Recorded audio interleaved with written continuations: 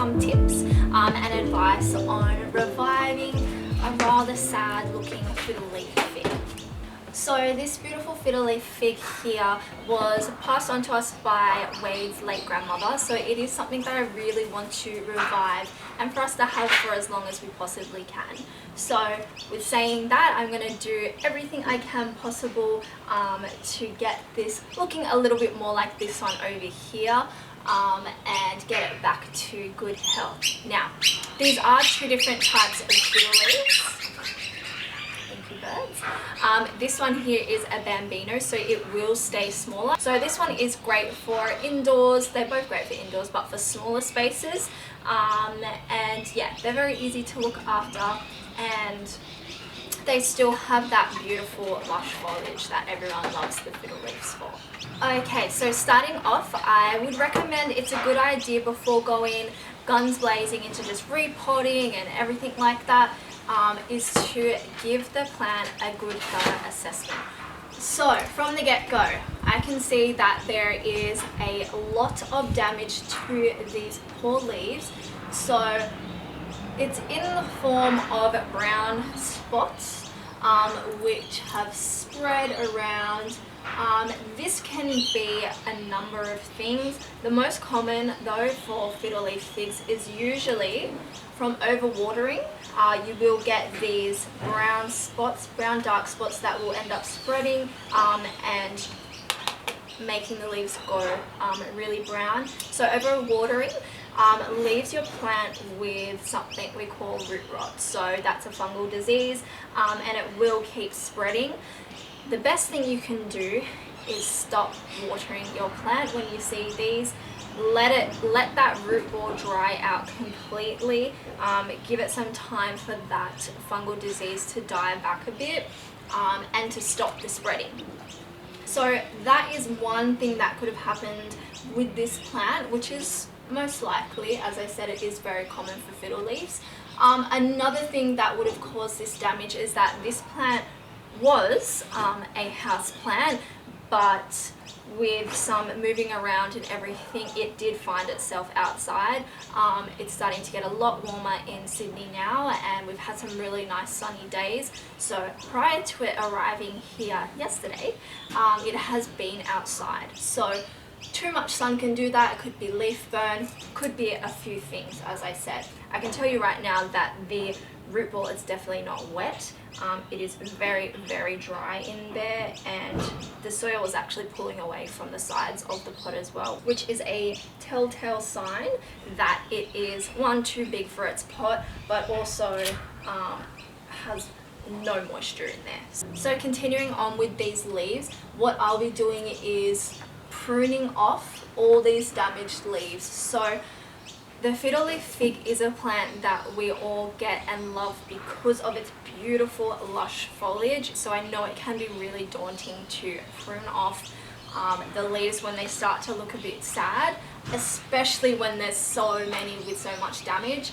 But in the long run, it's going to be the best thing we can do. That way it can spend time putting its energy into producing some new beautiful fresh leaves rather than holding on to these sad looking ones. So a great thing about the fiddle leaf as well is when you're pruning from the top, as I will be with this one here, you will actually get some new growth out of that point. So it's not like you'll never have leaves there and you'll just have this awkward stick end that you've cut off. It will eventually get some new leaves, and that is, like I said, going to be a lot better in the long run than holding on to any of this really dead foliage.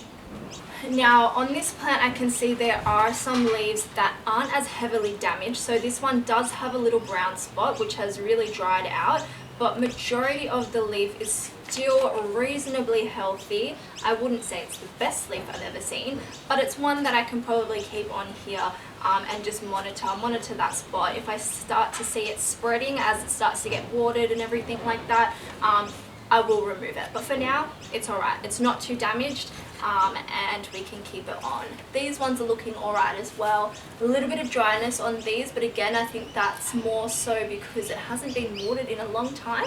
It's just been shoved outside and neglected. Okay, so we know the plan of attack for our leaves. We are going to remove any of the ones that have excessive damage. And we'll just pray to the plant gods that we get some beautiful lush new growth, and we try not to be too attached to them, even though I know it's really hard, but we can do it together, it's fine. Now, moving down the plant, next we can look at the stems, the branches, and see how they're looking. From what I can see, it's looking reasonably healthy. There's nothing too worrying that I'm seeing. So moving right down to the base of the plant, this pot, its roots. I'll insert some clips here because, like I said, you can't see from where the camera is right now, but I can see without even having to pull it out of this pot that it is so root bound. There is actually roots coming out of the bottom of its plastic nursery pot. So it's definitely going to have to be repotted into a bigger pot, which I do have, and I may have to do a bit of root pruning, very, very consciously and gently, not to damage the plant in too much and give it too much of a shock. Because do keep in mind, when a plant is not in its best health, it's very vulnerable, and so when we are repotting it and everything like that, there is a chance that it's going to go through a bit of shock. So if we can do things as nicely and consciously as possible, we've got more of a chance of seeing our plants get nice and happy again. So if we can give them all the best things to start with, they're going to have an easier time adapting to their new home and their new conditions. So premium potting mix, this has already got some fertilizers in there. They're slow release, so they are something that will over time release into the soil, which is really good. That way we know that our plant's getting some extra nutrients, because unlike when we've got them in the ground and they can send their roots out and search for the nutrients they need, when we've got them in a pot, it's up to us to feed them, because they've only got what we've got. So starting off with a premium potting mix is setting us up for more success than failure. Along with potting it up in some nice premium potting mix, we are going to give it a feed as well. So I'll be using a liquid fertilizer. It's just easier for me personally to just dilute in a watering can and know that I'm giving it as much as it needs. This one is a really gentle one. It's a seaweed based fertilizer. It's specifically for indoor plants. It's by Maxi Crop, and I do use it for my indoor plants and they seem to love it, so I'll give it a go for this one as well.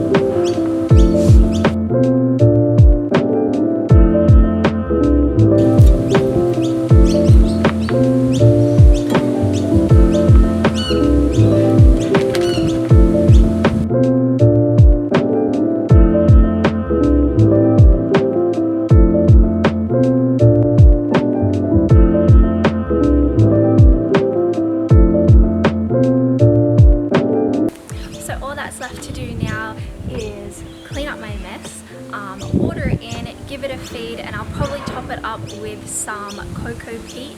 But until then, I hope you enjoyed watching, and I hope you got some useful tips and advice out of this video. Until next time, happy planting, and I'll see you soon. Bye!